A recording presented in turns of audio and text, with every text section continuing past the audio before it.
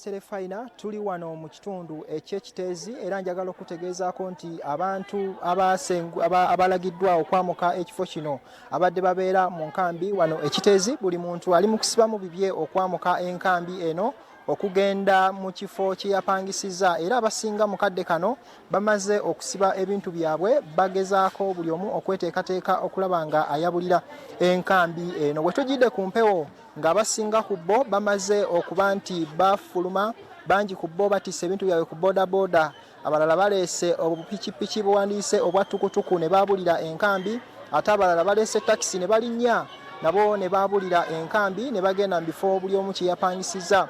Walibaddewooko okugabana ebintu ebyabaweereddwa agamba nga obuwunga, buli muntu abadde aweebwa akasawo k'obuwunga, babadde baweebwa omuceere, babadde baweebwa ebijanjaalo wamu n'ebintu ebirala ebikozesebwa mu bulamu obwa bulijjo bagende bibayambeko okutandika obulamu. Wabula okusoomoozebwa okukyaliwo kuba nti abantu bano abasinga balina abaana, ng'omuntu waba alina abaana basukka mu 2 mu 3, abalandiroodi abasinga bagenze okuba nti bapangisaako amayumba babategeezezza nti bayinza kubawa nnyumba kusulamu olw'ensonga nti balina abaana. Ate ekyo okusoomoozebwa okulala okuliwo be balandiroodi, abantu abaali balandiroodi mu kifo ekyo ekyayibwamu ekya kasasiro yabumbulukuka n'ayiika, bagamba nti obusente obwabaweereddwa miliyoni 2 ntono nnyo, tezisobola kuba nti zibayambako okutandika obulamu. Kadde kano negasse kubamu ku babadde balandiroodi batubuulire lwaki mukyalina okwemulugunya ate nga mwaweereddwa ensimbi. Amanya Kingi Wamala nga nze omu ku balandiroodi amaze ebbanga mu Lusanje Ppanvu mbaddemu ne property za mirundi 3 nga n'akatundu kendimu nakatuuma Kingi Wamala Street. Saawa zino ennyumba emu yabuutikirwa, ennyumba ey'okubiri bagimenya, n'ennyumba yasigalawo ey'amaka ebadde ya Bisenge 7 bagitaddeko ettaka emabega, amazzi g'akasasiro gagiyita munda, amalala gayita mu luggya.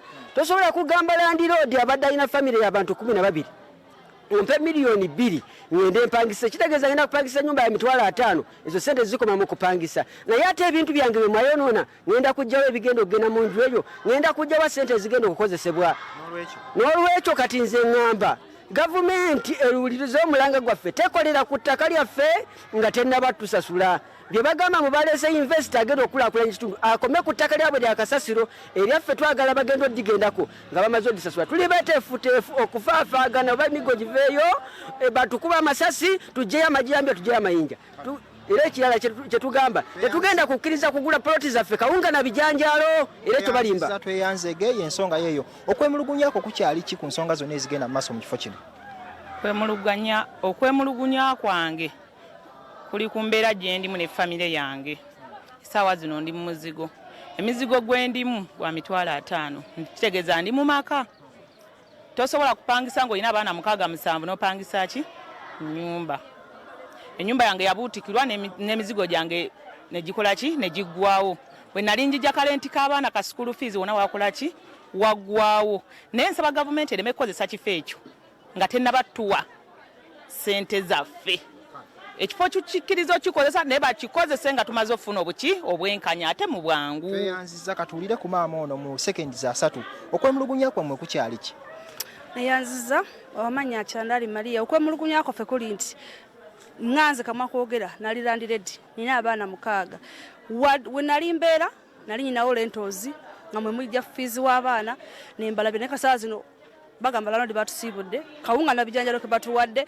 Nejo minisita bwe yazze mu meeting twabadde mutwa mubuuziza kituufu mutusibudde kampu mugigaddewo tugenda, naye ate temutuwadde periodi mugenda tusasula bbanga ki era tubanjani era tugenda basangawa. Tuyatuzemu kibuuzo ekyo. Tweyanzegeza ensonga z'abantu b'Ekiteezi tezinnaba kuba nti ziggwa. Bangi nnyo bakyalina okwemulugunya ku nsonga y'abaana be balina omuwendo gwe bagamba nti munene nnyo, ate ng'ekyamazima kizibu nnyo okunoonya e Kampala ennyumba wano ng'olina abaana bangi landiroodi n'akukkiriza okupangisa.